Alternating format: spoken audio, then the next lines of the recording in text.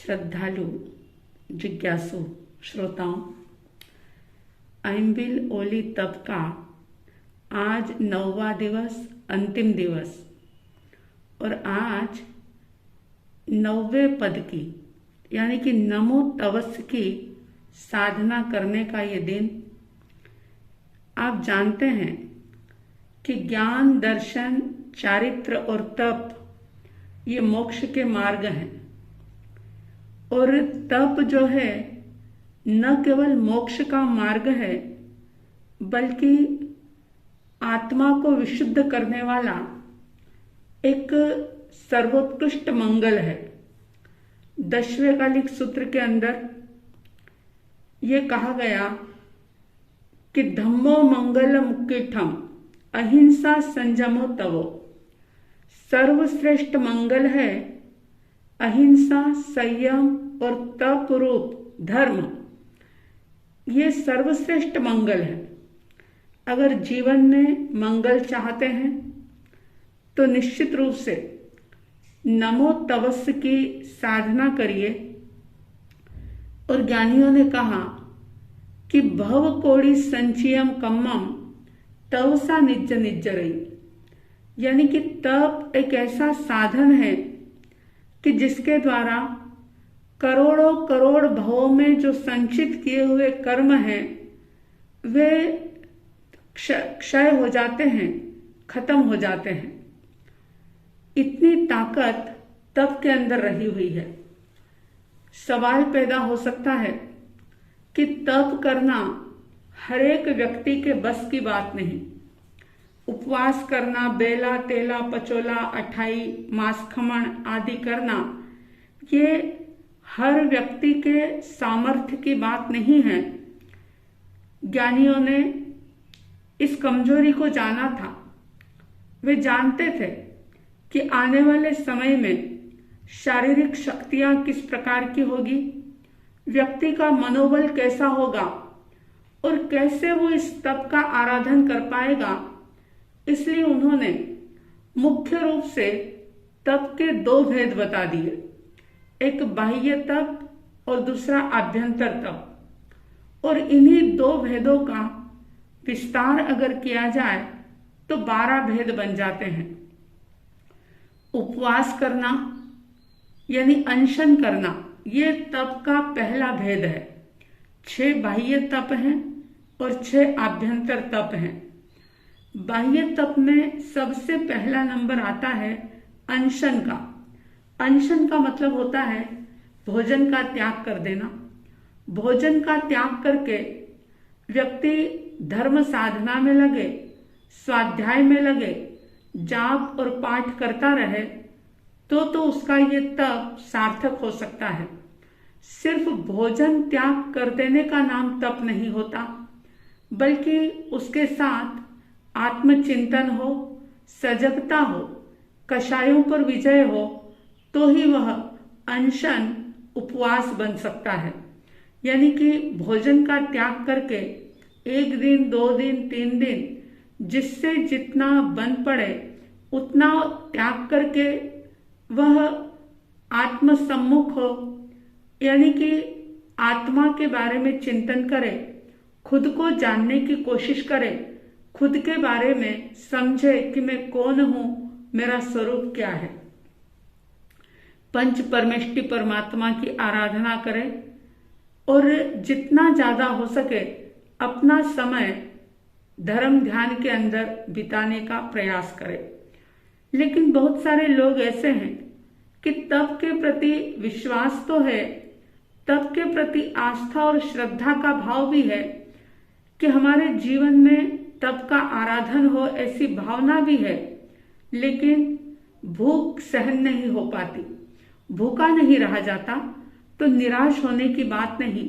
परमात्मा ने दूसरा तप बता दिया, उणोदरी तप। उणोदरी का मतलब है जितनी आपको आवश्यकता है, जितनी आपको भूख है, उस भूख से थोड़ा सा कम खाना, ये उणोदरी है। और उणोदरी कई तरह की होती है। सिर्फ भोजन की ही उणोदरी नहीं, बल्कि वस्त्र की उणोदरी, और भी सारी चीजों की उणोदरी हो सकती है। जैसे आपने ये संकल्प कर लिया सुबह उठ करके कि मैं सिर्फ 1 या 2 ड्रेस से ज्यादा नहीं पहनूंगा, तो ये वस्त्र की उणोदरी हो गई।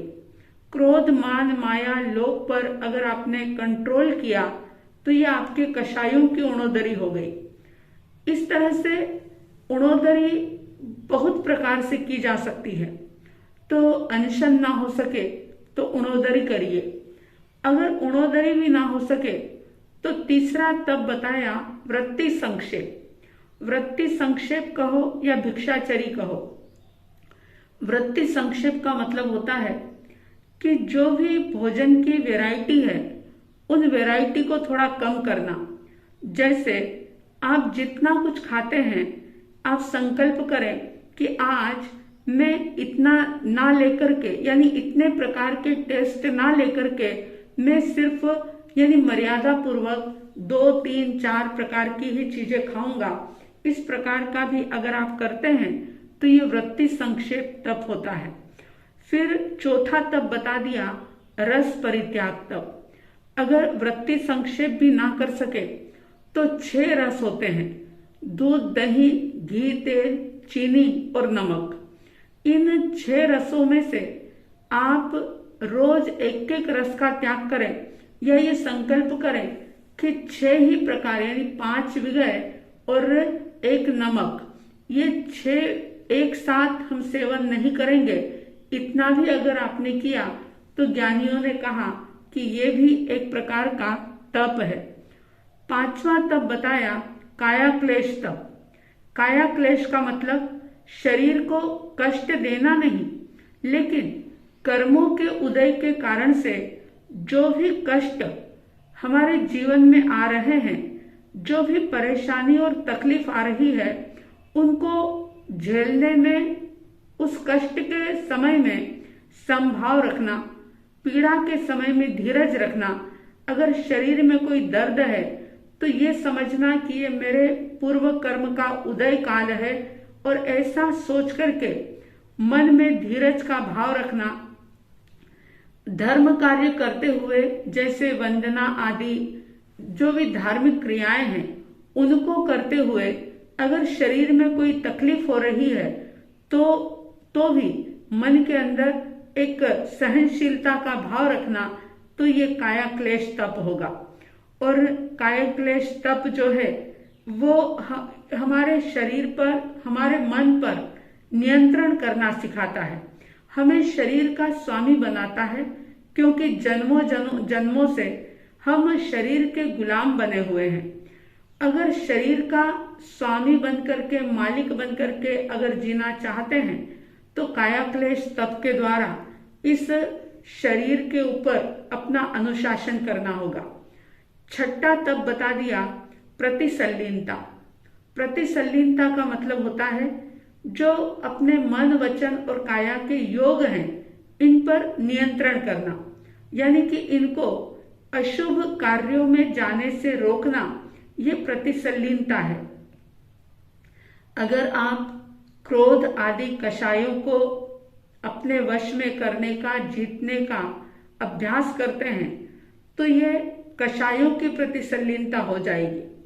अगर आप अपनी इंद्रियों पर संयम रखते हैं, लगाम लगाते हैं, तो ये इंद्रियों की प्रतिसल्लीनता होगी।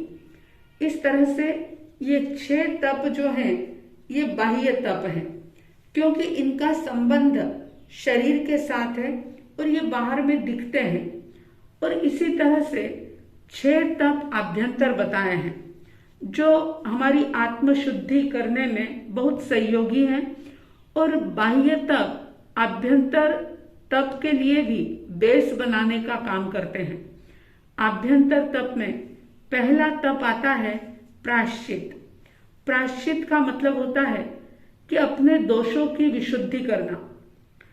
जो भी दोष अपने से होते हैं उसको देखना, कब मेरे से भूल हुई इस पर विचार करना, अपने अवगुणों को देखना, क्योंकि अवगुण जब हम देखते हैं, अपने दुर्गुणों को देखते हैं, तो शीघ्र ही उनसे मुक्त हो जाते हैं।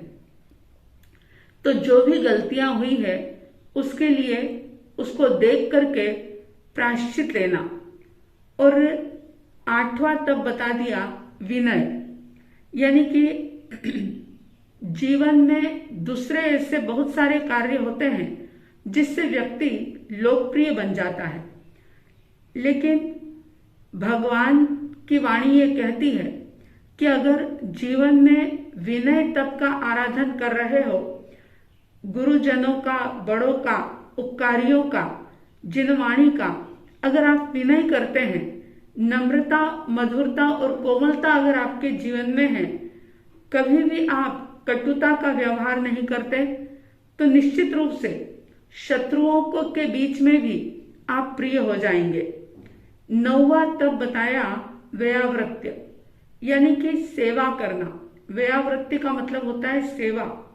जो भी कोई रोगी है, तपस्वी है, गुरु है, साधर्मी है, या कोई दुविधाग्रस्त व्यक्ति है, तकलीफ में फंसा हुआ है, तो उसकी सेवा करना, उसको सहयोग करना, ये 9वां तप है, व्यावृत्य तप।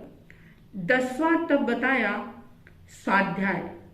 जैसा कि पहले भी बात हो चुकी है कि ज्ञान जो है वो जीवन में प्रकाश करता है, बुद्धि का विकास करता है। स्वाध्याय के 5 प्रकार के भेद हैं। उन 5 भेदों के साथ स्वाध्याय करना। और 11वां तप है ध्यान। जब हम स्वाध्याय के अंदर तल्लीन होते हैं तो फिर ध्यान हमें करना नहीं पड़ता, ध्यान ऑटोमेटिक सध जाता है, हो जाता है। और ध्यान से भी आत्मा शुद्ध होती है, चित्त निर्मल होता है, तनावों से मुक्ति मिलती है। अगर मैं ये कह दूं कि ध्यान हमारे मन को बहुत शांत रखता है, प्रशांत रखता है, प्रसन्न रखता है, तो अतिशयोक्ति नहीं होगी। ध्यान से मन को एक शक्ति मिलती है। ध्यान एक प्रकार का टॉनिक है। अगर कोई व्यक्ति शरीर की दृष्टि से चाहे कमजोर भी हो, लेकिन ध्यान करने से उसका मन जो है वो वज्र जैसा कठोर हो जाता है, यानी कि मजबूत हो जाता है। और 12वां तप है कायोत्सर्ग। कायोत्सर्ग तप ऐसा है कि जिससे हमारी सहनशीलता बढ़ती है। और जब व्यक्ति के जीवन में सहनशीलता आती है तो सहनशीलता के साथ वह स्थिरता भी उसके जीवन में आती है। जब भी कोई परीक्षा आए, कष्ट आए, उपसर्ग आए, कोई बुरी सिचुएशन का सामना करना पड़े, तो ऐसे में वह स्थिर रहता है, किसी भी प्रकार से अपने विवेक के दीपक को बुझने नहीं देता। तो ये बाह्य और आभ्यंतर तप, जिसके कि 12 भेद बताए गए हैं, जैसा भी आपसे बन पड़े, जैसी भी आपकी श्रद्धा हो, भावना हो, जैसी शारीरिक क्षमता हो, अनुकूलता हो, निश्चित रूप से कोई न कोई तप रोज ही करने का पुरुषार्थ करें, प्रयास करें। क्योंकि उपवास या अनशन तो कभी कभी होता है, लेकिन दूसरे जो तप हैं ये तो रोज ही किए जा सकते हैं। आप सभी तप के मार्ग पर आगे बढ़ते हुए ज्यादा से ज्यादा अपने कर्मों की निर्जरा करके आत्मशुद्धि करते हुए मोक्ष मार्ग पर आगे बढ़े। इन्हीं शुभ और मंगल भावनाओं के साथ जय प्रभु महावीर, जय गुरु आनंद।